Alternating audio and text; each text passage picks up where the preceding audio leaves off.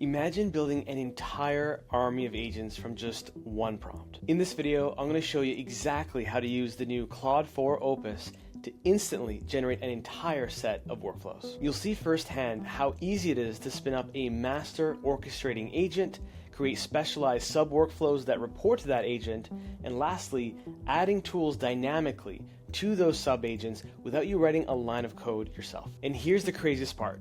This entire process will only take minutes from start to finish. I'm going to walk you through step by step on the fastest way to build sophisticated agent systems, even if you're completely new to automation. Let's dive in. All right, so we're going to tackle two different ways to assemble your agent army. Both involve only one prompt each, but one of them is going to use a Claude project, and one of them we're going to just send a straight chat message. And before I show you how this prompt works and how this entire system works, let's just prove that it does work. Now, if you send this entire prompt we have here, along with a series of files, these are all JSON files with one master agent right here called retrofuture master assistant. Then you have all these sub workflows that report to this orchestrating agent. So pretty much we're using Claude Opus and the power of extended thinking and web search to be able to look at these files, get a handle for how to create the AI agent module, how they connect together, what kind of tools can be attached, and if we need to supplement this information with additional information not in Claude's training, we can use web search, which is a newer feature in the past couple months. And if we're using Opus, all we have to do is wait around 5 to 10 minutes for it to run through this entire workflow, and you'll see it first drafts multiple sets of agents that it could put together. And then if I ask it for just a sample of 3 of these agents, and after 5 to 10 minutes, Claude Opus uses all its tools at its disposal to come up with not just a draft of different agents, but it will create a draft of the first 3 agents, and if you want, you can keep going and say, create the rest. And the result is you get a series of JSON files like this one, and you can click on the little drop down here. You'll see we've put together all of these different agents with one single prompt. And then we can just go here, copy, and seamlessly go into n8n, paste this, and now you have an agent that isn't just an empty agent. You can double click, and you'll see that an entire prompt on how the agent works and how it should use all of its subtools is set up for you literally in minutes and ready to go. And if you click out, you'll see all the different sub workflows that it's come up with that it thinks would be suitable for this kind of business or this kind of task they're trying to accomplish. But wait, there's more. We don't just create these sub workflow drafts. It actually can create the sub workflows themselves. So if we click from tab to tab here, this is the first workflow put together, which is called the Sustainability Impact Agent, where it has access to different tools that it has decided make the most sense given this agent's ambitions. And once again, all of these sub-agents have instructions of their own with a reference material on how to call their subtools as well. So now we basically are creating agentception, where each agent has another agent and both of them have instructions on how they should operate. If we keep going, you'll see all the different agents here, from the lodge coordination agent to the real-time conditions agent, each with not only its own set of tools, but it's smart enough to decide whether or not it should use maybe ChatGPT, OpenAI, or Anthropic's model for the given task as well. So we have that dynamic nature there, and then you have your entire set of agents with different tools, with different functionalities and ambitions, all reporting to the central agent itself. Now, before we get into the nitty-gritty of the prompt itself, I want to walk you through the logic of how this works and why this works. So not too long ago, we were all blessed with yet another model. In this case, we got the Claude 4 model, where we have Claude 4 Sonnet and Claude 4 Opus.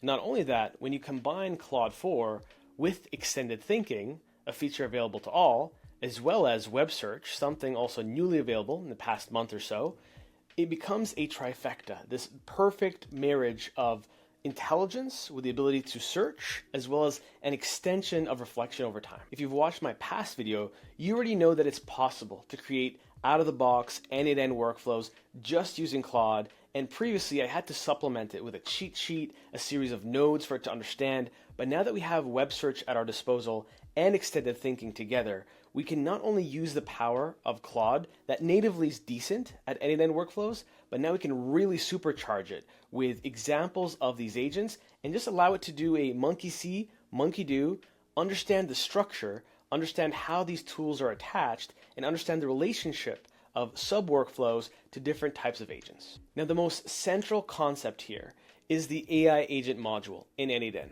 And this module is based on something called LangChain, which is a framework that really changed the entire course of the n8n community, where now you have some central agent that takes in a prompt that can speak to different tools, can use a language model, and can use an internal memory. And overall, n8n, like every other automation tool, uses JSON, which stands for JavaScript Object Notation, to denote and be able to bring these workflows to life the way you see them visually. The fact that they're all based on JSON allows us to manipulate and generate these JSONs using a language model like Claude Opus to be able to basically create the JSON itself, the entire schema, and import it into n8n.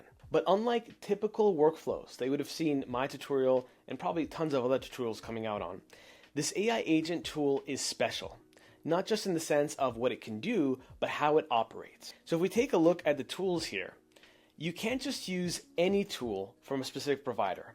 There are different functionalities or methods available to the AI agent that aren't necessarily the only functionalities you can have. For example, you might have a node that allows you to watch new rows being added to a Google Sheet, right? And every time you watch a new row come in, that triggers an entire workflow.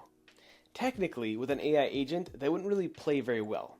An AI agent would want some form of very specific action to occur that's triggered externally from the agent itself. So taking the Google Sheets example, it would be able to add a new row, receive new rows, search new rows, something that's very functional and isn't necessarily trigger based.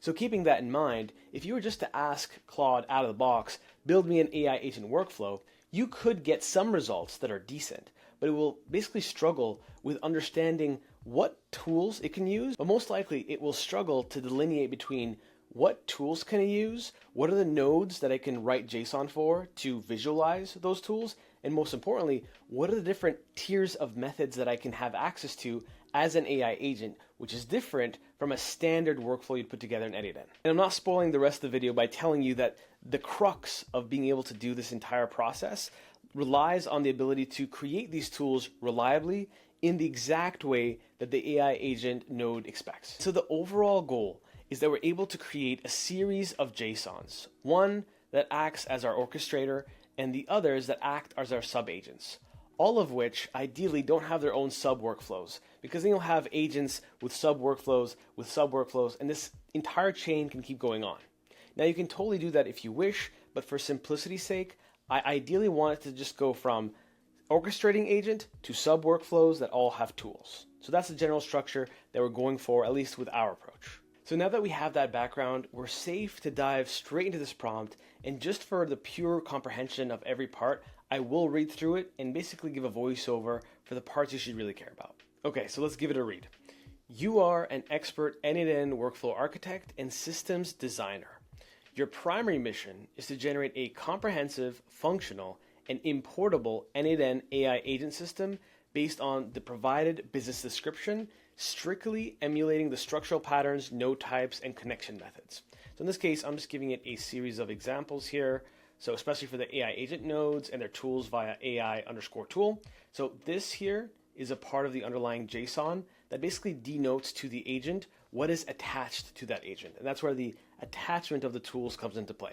We then say your paramount goals are to ensure all generated n8n workflow JSON is 100% valid, meaning it's not corrupt, importable, and entirely free of property value errors. Now, what are property value errors? These errors pop up quite a bit when the JSON is generated by some form of language model, but it's missing key parameters or key components that n8n is expecting.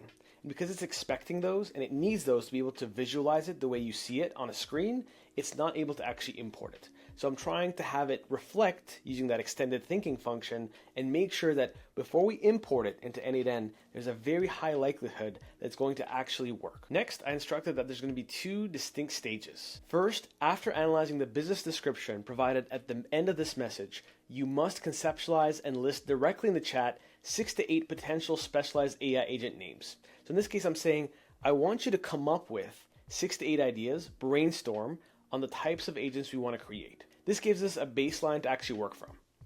Now, the next part is for each of the conceptual agents, provide a concise one-sentence description of its core function and a brief mention of 1 to 2 real n8n nodes or verifiable public APIs that your web search for tools not covered in provided examples indicates would be the most appropriate for these tasks.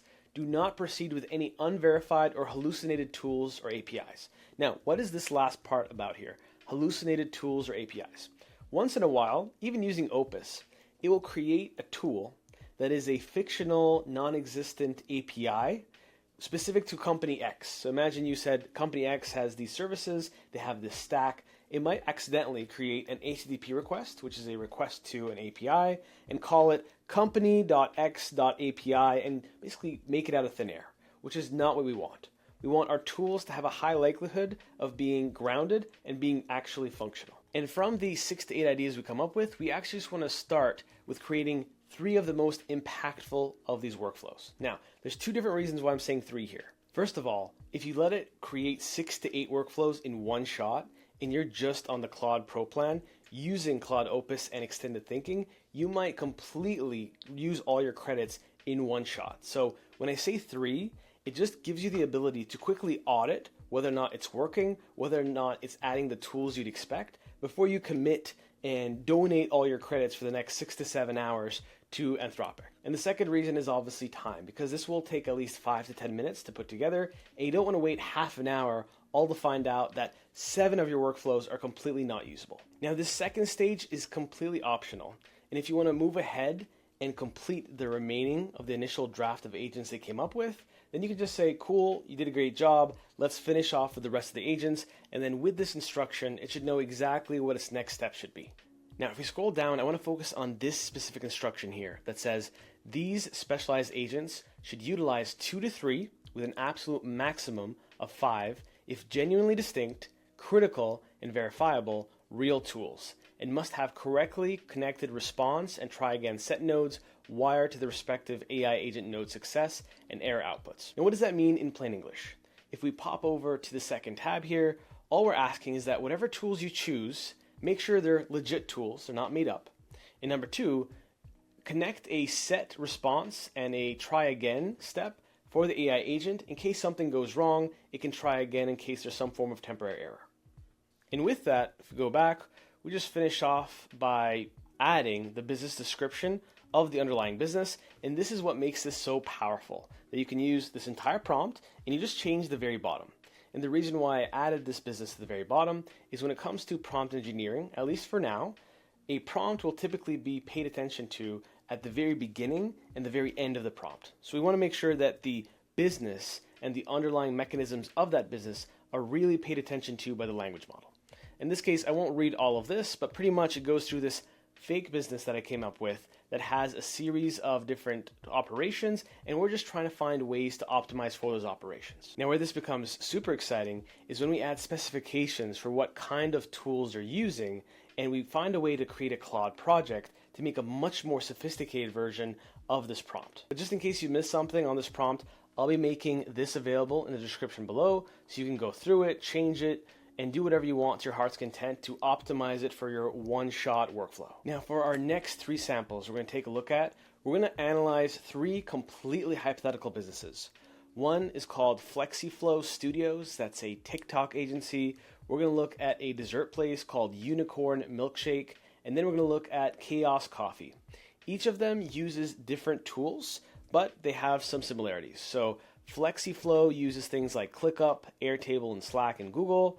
And then Unicorn Milkshake uses Zoom as well as those tools as well, and Monday.com.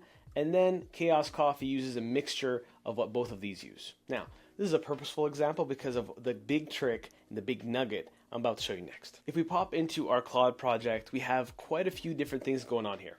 We have a cheat sheet guide that we put together. We also have a special file here called agents_tools.json. And this is going to be the golden nugget that you're going to learn from this video.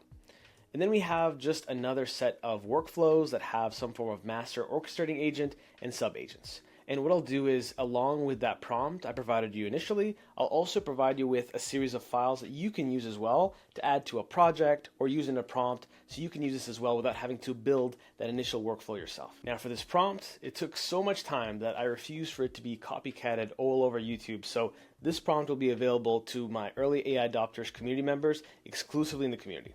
But for the rest, I will walk you through how this agent tools file works, because this will open so many doors for you. If we go into this agent tools n8n, you'll think that I'm a madman for putting one AI agent with many tools. Now, do I intend on ever running this workflow? No. What I'm doing is a bit of a cheat code. If you remember before, if you go to something like, let's say, Asana, which is a project management tool, and you go under options, while you can use all of these in n8n, the AI agent module, like I said before, can't necessarily use all of these tools. It can use a subset of these different methods. So if I had some form of trigger action, let's go here, on a new Asana event, let's just bring this to the board, because this is the easiest way for you to understand what's happening. I physically can't connect this as a tool. It will not accept it, because this is a trigger. It's not something that the agent module can actually play nice with, which is why you'll see that when you add a tool to the agent module and you click on Asana, we won't have as many options as we saw before. I think we had 22 options before, but now we can only do these operations using the agent module, which is where this complexity comes in that's made me spend hours trying to figure this out. And knowing that a lot of these different services, like Zoho, like Monday, like ClickUp, which are actual services that most businesses use, not all businesses use Airtable, and not all businesses use Google Sheets. So what happens if you have these kinds of tools in your toolbox? Well, if we can't use web search reliably to understand how to attach these to the agent, and if we don't have a knowledge base we want to constantly feed of examples of workflows with these exact tools, what we could do is just put all of the tools that we care about, attach it to one agent, and then download that as a JSON, and technically, we can use that as our mini knowledge base now to pseudo fine-tune our agent in Claude to understand how to put together a Slack connection to an agent, how to put together an Asana connection to an agent. Same with Monday, same with Zoho. So this becomes your cheat code where you can use whatever you want. Depending on your particular business or service you're offering, you can add whatever node you wish, let's say a quadrant node, or let's say an airtop tool node, and then you can just hook up all the different functionalities you think you'd want to use, and then use that JSON as a part of your knowledge base to allow Claude to have a better understanding of how to put everything together when it comes to the AI agent module. Once you have that put together along with the cheat sheet, you now have something super potent that you only have to just provide a description of a business as well as the tools used in that business, and you can crank out these workflows fairly reliably over and over again. And for our first example, we have Flexiflow Studios, which is a beautiful name. Now, all we have as an instruction is build an agent army for this business. We describe the business itself, and all we do is we just drop in the names of the tools. So we're using Zoom, ClickUp, we're using Slack, some Google Sheets, some Airtable, and then we basically contextualize it in one big paragraph.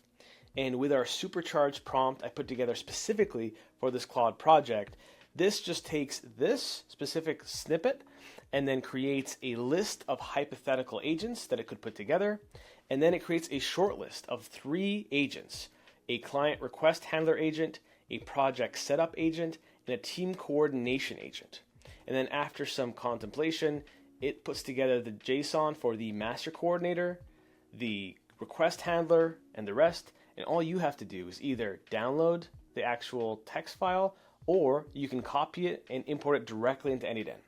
And what you get is the following, where you have the Flexiflow master AI coordinator with all the sub workflows, it's drafted. And then you have a draft of those sub workflows where you have things like Airtable, you have Slack, and notice how they're not invalid, they're all valid. We now have Monday.com, we have Slack again, and they're not broken because it had that additional training data, that cheat sheet of the different nodes that it could use and repurpose from. And then if we take a look at the final one here, we now have, you can see here, ClickUp as well as Zoom, And all of these are logical. So this one, a team coordination AI agent, has something for scheduling Zoom meetings, team availability checks by sending messages, and then creating tasks for that team. And if you so wanted to add more tools, you could just change the underlying prompt and tell it, you know what, draft 5 tools for each thing. Now, as you add more tools, you might add some more bloat, some unnecessary tooling. But the whole point of this exercise is to get you started, getting you from 0 to 80%. Is this going to be perfect out of the box? Is this going to run on its first try? No. But being able to set the foundation with this head start will help you speed things up and also help you brainstorm in a short amount of time what could be possible. For the second business, we have Pal Concierge, which is the Uber for pet care, connecting busy pet parents with trusted local sitters. In this case, we seem to also be using Airtable, Slack, Zoom, and in this time, Asana right here. And then we get the following workflows, where we have the master agent with a series of different nodes. We have the emergency care coordinator, the provider management agent, the booking and scheduling agent, and then something like the photo update agent. I would imagine the photos of the pets themselves, maybe their profiles on some form of portal or website. And in terms of the subworkflows, we have the emergency care AI agent that has access to Airtable to search available providers for a given dog's doctors. And then we have Slack to alert nearby providers.